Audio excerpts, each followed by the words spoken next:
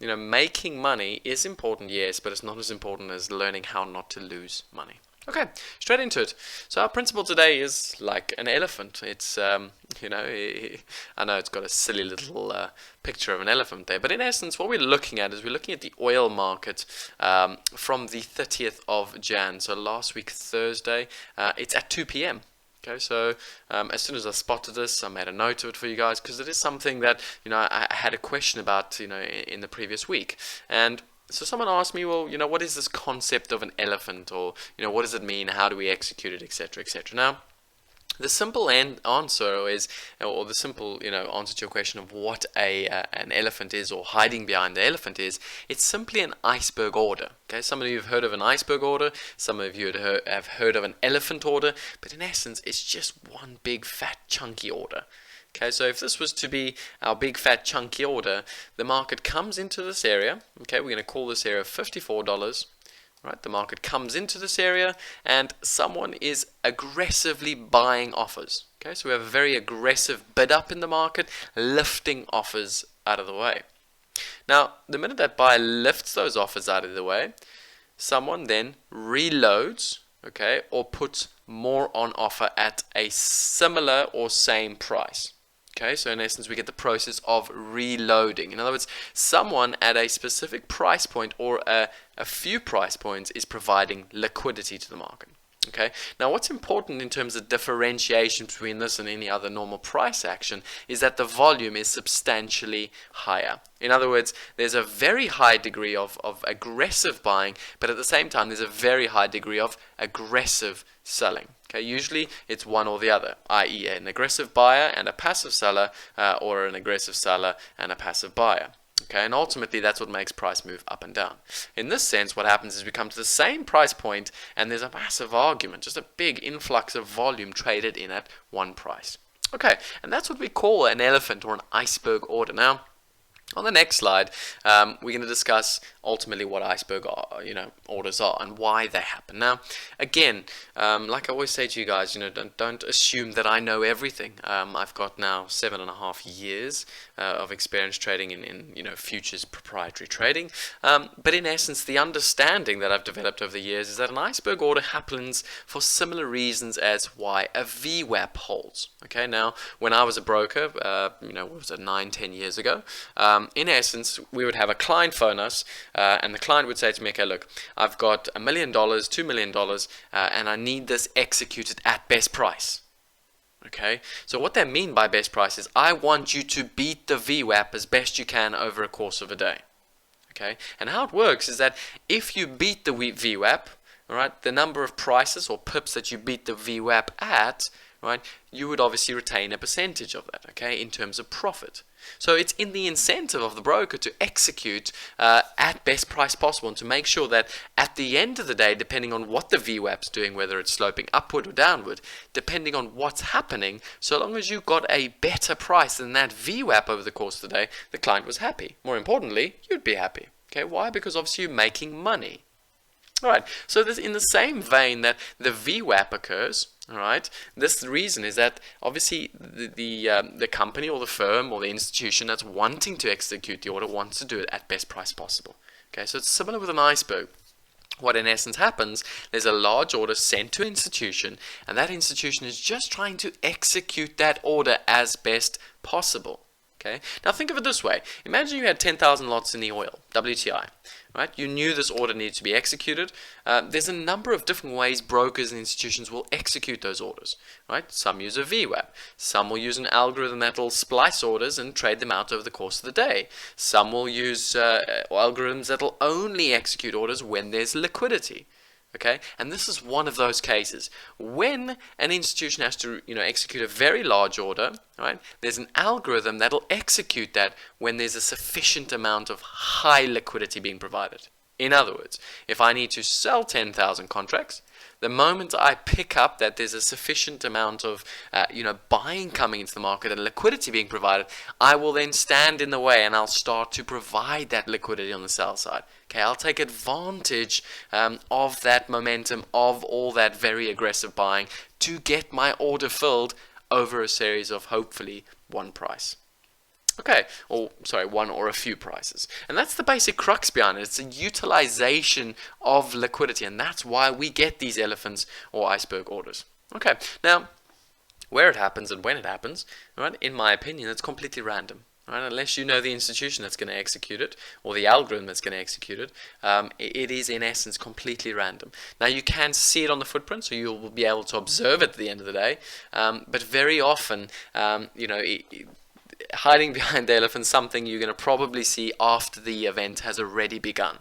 Right? And that's the important thing to understand, is that yes, there is an opportunity around the elephant, but more importantly, there's a secondary opportunity, which is once the elephant has been cleared out of the room. Okay, so how to trade it? Well, the first step is to ask yourself is, what is behind the iceberg? You always have to see what sits behind the iceberg, because the simple answer is there's always going to be another elephant. Always, okay? In my experience, every time I've seen this, there's always another elephant. In other words, our first step trade strategy we're looking for is, once we get to this 42, all right, we don't want to sell yet. Okay, and the simple reason is, what we want to do is we want to see what's behind the elephant. So we want to see the market pop up above those 42s, and once it offers back below those 42s, we look to then sell. Okay, why? Because if the market lifts above that initial elephant, goes bid up, and there's again a continuation of all that selling, right, the buying is going to likely back off. Why? Because it can see that selling coming back to the market. Okay, so that's our first stage, is looking first and foremost what's behind the iceberg, because there's always going to be something else behind it. Okay, now note, it is a fast price action response. In other words, this all happens pretty quick in real time. Right? Your price ladder traders are going to benefit from this trade strategy because it's going to be quite natural to them. However, that being said, if you're someone that's a little bit more slow, you don't like that initial move, the second trade opportunity is once we poke above that second elephant, we confirm that that second elephant is cleared out of the way, then we're looking for momentum plays in the direction of the momentum. And the simple reason why is that if there's been that much buying that can clear this massive elephant out of the way, the first elephant and the second elephant, it's likely that we're going to see continuation buying towards the upside. And that's what creates that real flush momentum move to the upside and a continuation pattern. Okay, those are the two trade strategies. Now, let's go and look at an example. So this does come, as I said to you, from Friday, the 30th of Jan, and we're looking at 2 p.m. Now, cast your eyes here first, because this is where it all begins. Like I said to you, it's generally not something, unless you trade pure price ladder, it's generally not something you're going to pick up straight away. Okay, the reason I observed it straight away was because I trade on the price ladder. So we can see straight away we come into this green line. That's price point $42. 502 gets lifted. All right, now notice what happens in the preceding four prices below that. Notice the amount of volume. So a substantial amount of volume traded on the day, almost 5x the previous rotation. A substantial amount of delta. That tells us very aggressive buying. We can see all that buying is situated right at the high here. So we're calling 41.96. 51.96 all the way to double O's. Sorry guys, let me get my price point here. Otherwise I'm gonna get this wrong. $54. Okay, so this price point is $54. So we're looking just below the $54 mark, and so somewhere sort of $53.95 up to $54. And you can see, notice the collection of volume that's traded, a substantial amount of volume. What happens the very next rotation? Okay, again we lift 230. Again we trade another 1,000 odd contracts at the top three prices. But what does price do? Bang. Okay, now this is not a small rotation. This is a good 25 tick rotation. So we see the iceberg order there. It gets traded, and straight away everyone that's been buying it up there just literally gets the hell out, and we see that sell order, that elephant, continue to stampede its way down. Okay, note the switch over. Okay, from very aggressive delta buying to very aggressive delta selling. Note the volume.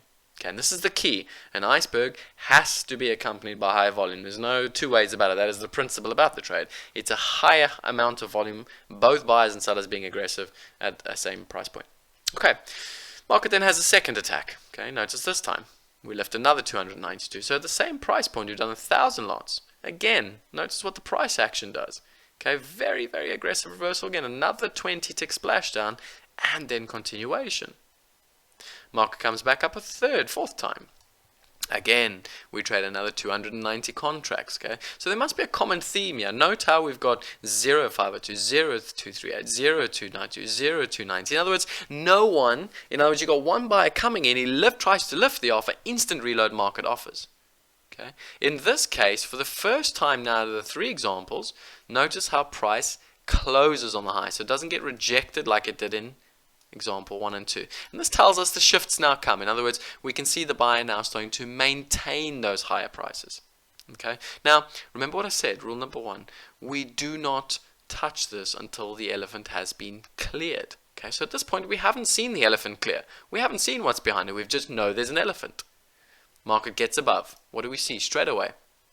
Okay. Absorption. A significant amount of absorption. Another 2,500 contracts. Substantially higher volume. Okay, what do we see the very next rotation? Market backs off again. And that's our first opportunity right there. That's how price action responds. A decent 10-tick winner, depending on how long you held it for. It did offer, a little bit later on if you sat in it, but a very good price action trade. Remember, this is pure price action, guys, not for the swing traders. All right. So that's the first key, is we wait to see what's behind the elephant. We then execute once it's confirmed the second elephant does exist. Okay. Now, the second part of the play is once we clear above the elephant, and this is what happens a little later on, so call it 20 minutes later on, we've checked out now above that elephant a second time, the market confirms above that elephant, okay, and all of a sudden the market springboards a good 35 prices higher. Okay, we then continued higher, tried to pull back. Again, notice the lack of fill here. In other words, markets very quickly navigated away off this price before prices then catapulted higher. Okay, do note obviously on the breakout, note the pickup in delta, extremely big. All right, obviously almost took the cumulative delta from 4,000 to 6,000, so almost a good 50% pickup in the cumulative delta on the day. And notice the volume again, a substantial amount of volume. Okay, if we compare these 2 examples, the highest volume we had with the elephant was 9,000. All of a sudden, we do 26,000, so almost 4 times or 3 times the amount of volume when the elephant was present. Okay, so that's our hiding behind the elephant. Two-prong approach. Wait for the elephant. Let the elephant clear. Once the elephant's cleared and there's a confirmation of a second elephant, we look for that quick price action trade. All right? Once we then get back above that second elephant, confirm that the second elephant's finished, we then look to play for that breakout, that continuation, that momentum type move. Okay, so again, note, first trade is more for the scalpers. If you like scalping, that's your idea. If you're someone that prefers the bigger time frame, someone that prefers, the bigger intraday moves, then the second part of the hiding behind the elephant is more, sort of towards your trading strategies.